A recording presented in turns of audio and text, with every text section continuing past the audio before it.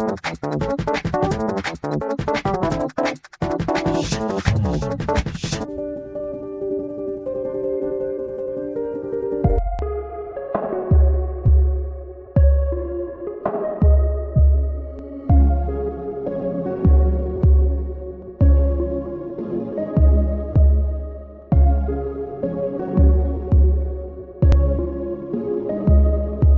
sini kita sudah mendownload VirtualBox.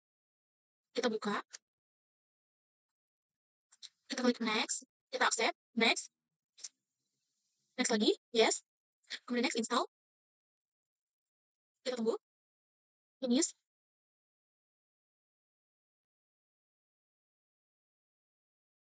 kita download Ubuntu-nya, kurang lebih 3,1 GB. Oke, kita tentukan namanya, yaitu ada Ubuntu 24.03, kita pilih foldernya, untuk ISO-nya kita pilih Ubuntu yang sudah di-download tadi, ya, oke, sini, kita uncheck list, next, kita tentukan base memorinya berapa, ada 4096, kemudian nomor aktif CPU-nya berapa, ada 2, dan disk size-nya kita masukkan 1 GB. Next, oke, finish, kita cek lagi, jika sudah, finish, kita klik kanan, kemudian setting, kita cek kembali yang tadi sudah di download, untuk namanya dan ISO sudah benar, klik OK, lalu kita klik start untuk melakukan proses running.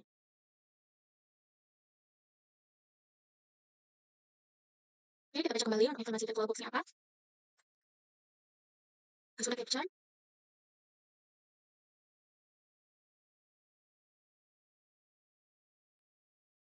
Kita pilih bahasa Inggris, kemudian tekan enter, like continue. Oke, kita masukkan proxy address belum sah. Dan next, kita tunggu sampai muncul location-nya, muncul sampai reading package list, seperti ini, reading package list, lalu continue, enter, lalu enter, dan continue. Kita masukkan profile configuration, ada namanya, server name, kemudian username-nya, password, masukkan lagi password-nya. Oke, super no, enter,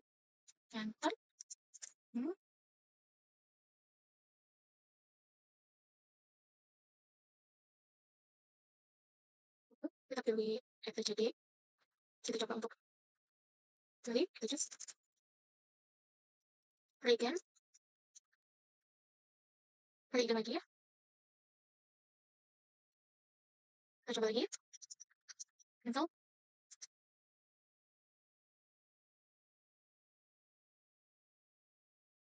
kita coba lagi, try again lagi, cancel,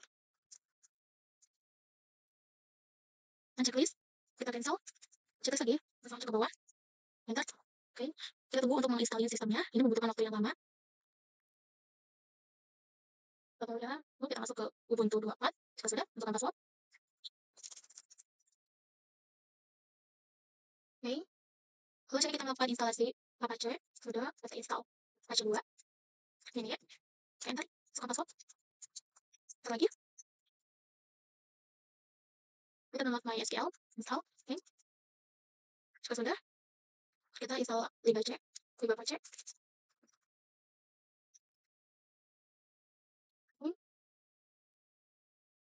install HPMadmin, sudah, ini, kita belum install, oke, sudah, kita login lagi di Forti, Ubuntu 24, oke, passwordnya, masukkan passwordnya lagi, oke, sudah, kita sudah update, masukkan password, oke,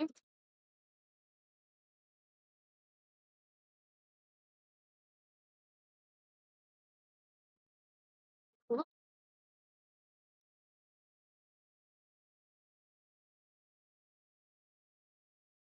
ada sedikit error, kita coba lagi untuk instalasi MySQL dan PHP versi lengkapnya, run komposer,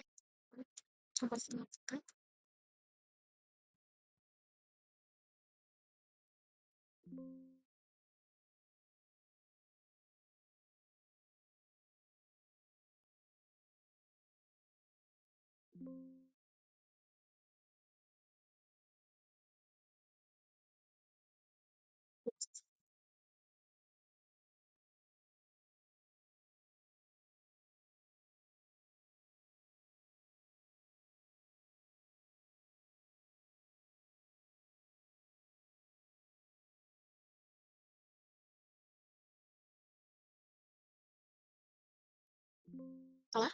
Oke.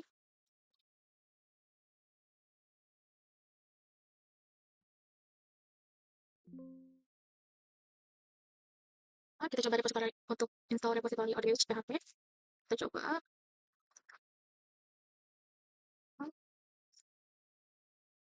Sudah update lagi.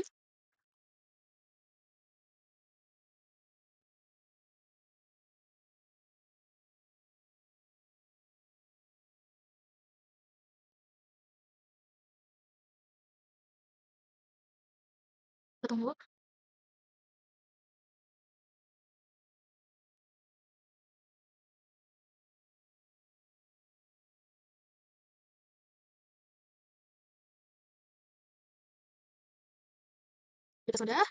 Kita sudah ini lagi install PHP. Composer. Oke, masih error.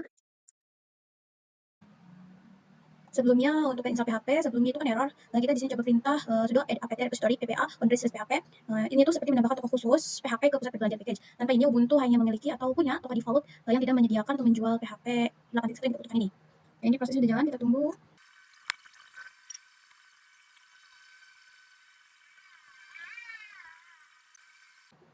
Nah, ini selesai, kita coba sudo apt update ya. Setelah itu kita install PHP 8.1-nya lagi, kita coba. Sini ada prompt konfirmasi, kita di sini ketikkan dia saja. Kita tunggu sampai proses install selesai. Ini sekitar hampir 2-3 menit. Nah, ini sudah ya teman-teman. Lalu kita coba sudo apt update.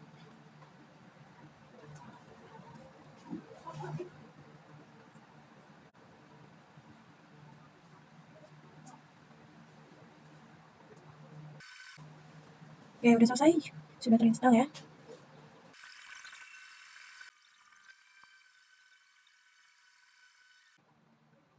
Kita di atas tadi sudah melihat isi directory. Sekarang kita aktifkan modul file CGI pada Apache. Lalu selanjutnya itu restart Apache untuk mengaktifkan modul yang baru di-enable.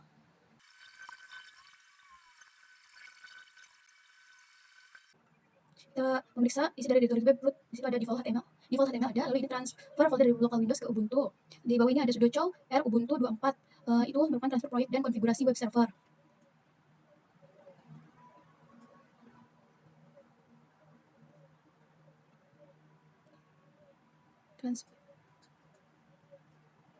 Lalu selanjutnya ya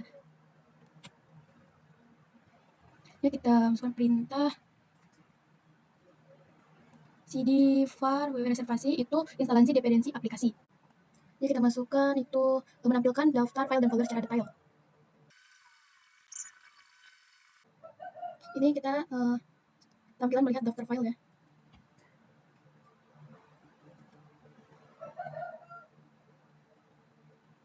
Komposer JSON itu untuk mengatur dependensi, konfigurasi, dan pengaturan komposer. Nah, selanjutnya kita ke ini, menampilkan isi file env. Ini tampilan isi env-nya ya.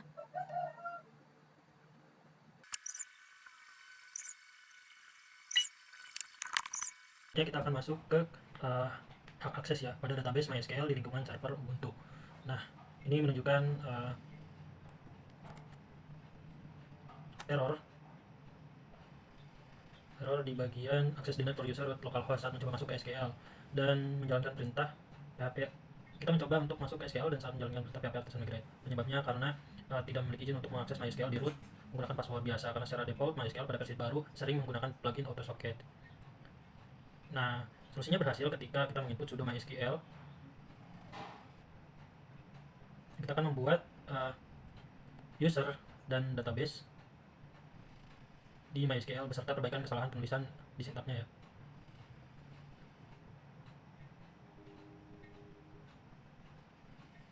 Nah, untuk pembuatan user dan database ini kita menggunakan nama drill dan database bernama db_pipa.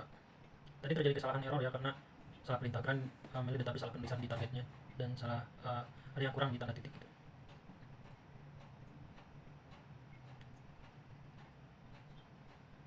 Nah, di kernel free privilege yang diakhiri berhasil memberikan hak akses penuh ya Proses ini diakhiri dengan plus privilege untuk menerapkan perubahan dan keluar dari terminal MySQL. Kita akan mengkonfigurasi database agar aplikasi memiliki user khusus yang valid. Nah, pembuatan user dan database ini tadi kita sudah buat dengan nama drill, dengan password baru, dan dapat database db pipa. Dan sedikit perbaikan sintak yang tadi terjadi error di error 1046 dan 1004 karena kesalahan penulisan, namun alhamdulillah berhasil diperbaiki dengan perintah grant all privilege on db pipa to drill at localhost. Kita menggunakan perintah jalan sudo nano untuk membuka file konfigurasi lingkungan di Laravel. Nah, kita lagi mensinkronisasi konfigurasi tadi di file inp. Kita ubah server namanya sesuai dengan yang project kita, my reservasi bound pipa, dan juga server adminnya kita rubah.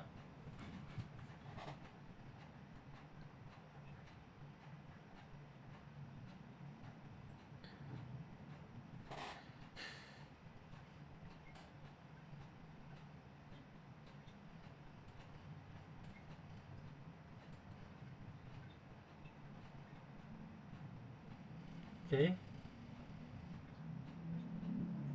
kita kembali lagi ke Ubuntu 4. Nah, kita tadi udah sinkronisasi konfigurasi ya dengan buka inp menggunakan editor nano untuk mengganti kredensial database lama dengan database yang baru yang sudah dibuat gitu ya. Terus kemudian kita eksekusi di migrasi. Nah, akhirnya berhasil dikonfigurasi di enp diperbarui. Kita akan menjalankan perintah php artisan migrate force. Oke, ininya kita harus diulang lagi untuk mengganti server namanya, dan juga di server admin kita rubah lagi.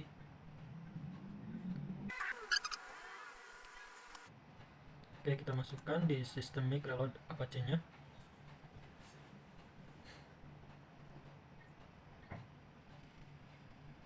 Kita ubah di yang kedua, audio to demand rewrite, lalu kita running di system restart apache-nya.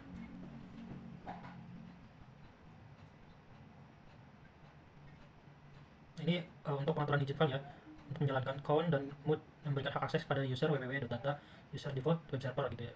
Ini penting agar bisa menulis log ke folder storage dan menyimpan change ke folder bootstrap.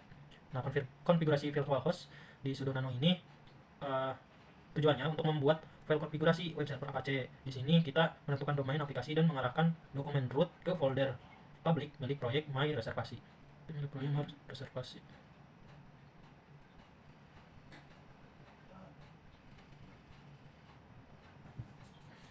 Ini untuk final konfigurasi web server Apache untuk menghosting aplikasi Laravel di Ubuntu ya. Prosesnya yang tadi sudah kita lakukan, aplikasi situs dan modul menggunakan perintah a2 insight untuk mengaktifkan file konfigurasi virtual host seperti domain yang kita tuliskan. Kemudian kita akan atur hostnya. Kita nonaktifkan konfigurasi full default Apache 00 default.com agar server memprioritaskan situs aplikasi yang baru. Terus penerapan perubahan untuk setiap konfigurasi. Nah, kita lakukan pemuatan ulang atau memulai ulang layanan Apache menggunakan perintah sistem ct1 reload Apache 2 atau sistem ct1 restart Apache 2.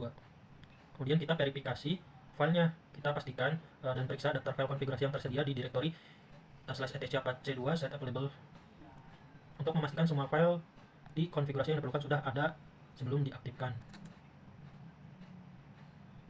Kita cek di website di Google-nya apakah muncul. Terjadi error, kita perbaiki di domainnya.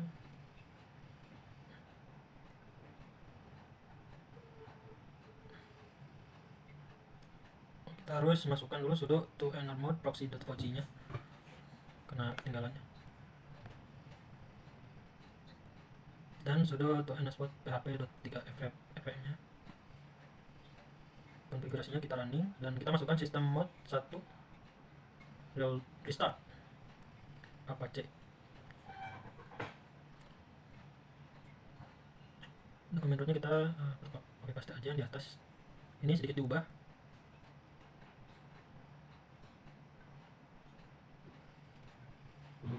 Coba kita restart. Nah, hasilnya seperti ini. Kita kita masukkan lagi sudo apt installernya, dan ini beberapa node-node yang ada di Ubuntu. Kita tunggu.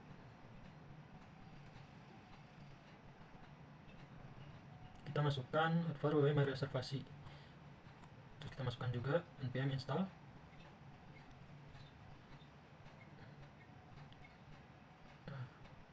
Instalasi.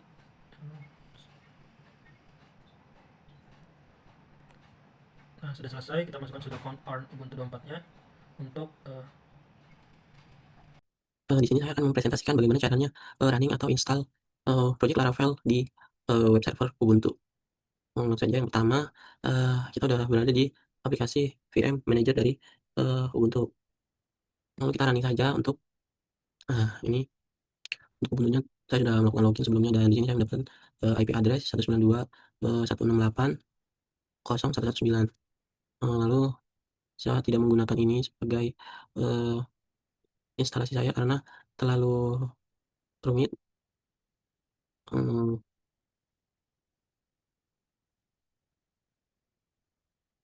Nah, selanjutnya kita login saja Ubuntunya menggunakan SSH agar lebih mudah melakukan instalasinya. Masuk saja ke CMD. Saya lebih suka menggunakan Windows PowerShell sama saja sebenarnya. Lalu masukkan perintah SSH dan username, lalu IP address yang tadi kita dapatkan. Enter. Nah, di sini kita diminta untuk memasukkan password dari Ubuntu servernya. Nah, sekarang kita sudah berhasil login di Ubuntu web server melalui SSH. Kita klik dulu saja. Lalu selanjutnya kita masuk ke folder di mana tempat project Laravelnya berada. Saya menyimpannya kebetulan di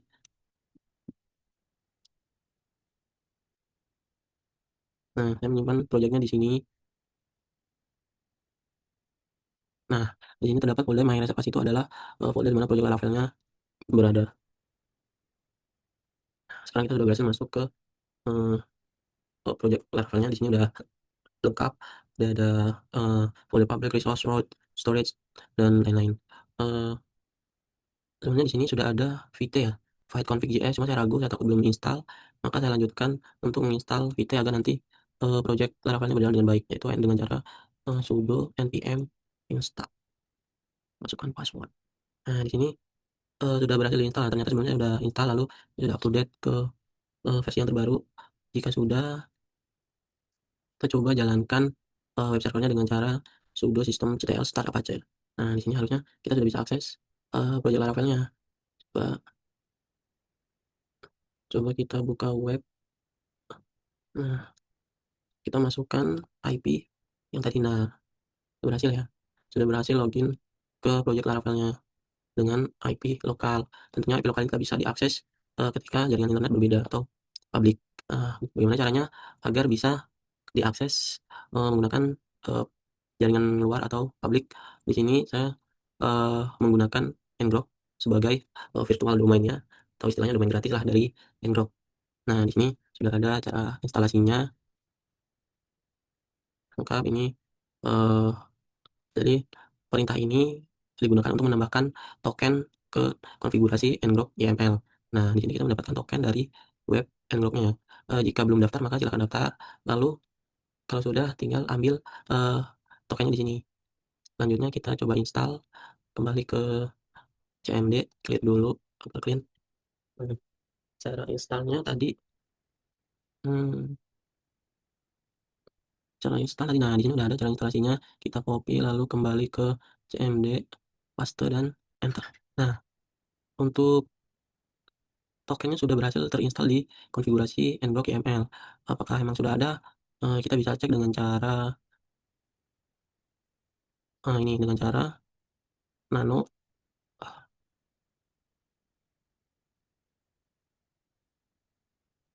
Sorry, sorry.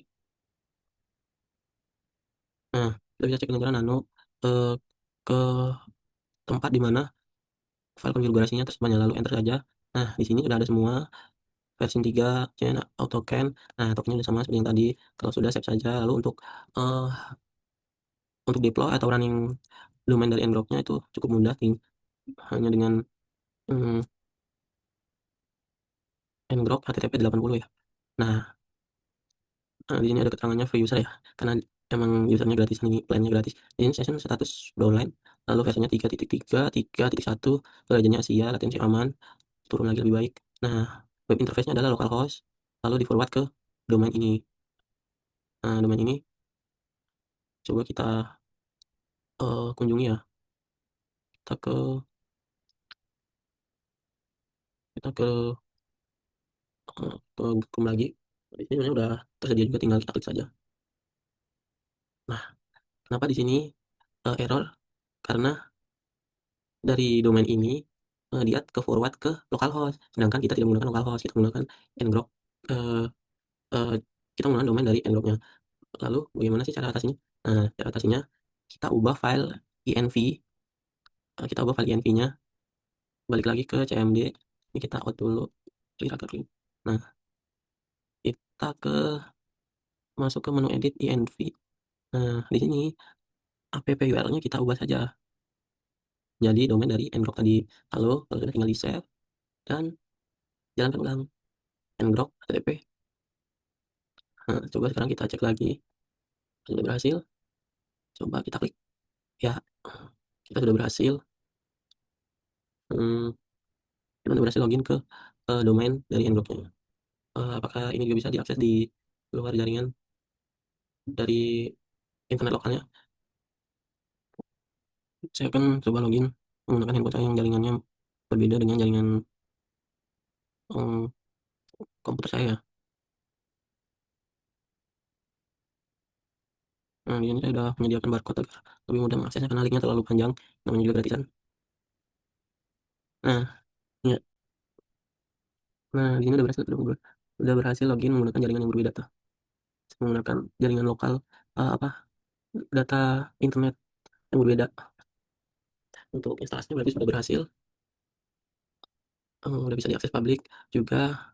Mungkin dari saya cukup sekian untuk instalasi eee, running web project Laravel kami. Atas kekurangannya saya mohon maaf. Saya akhiri. Wassalamualaikum warahmatullahi wabarakatuh.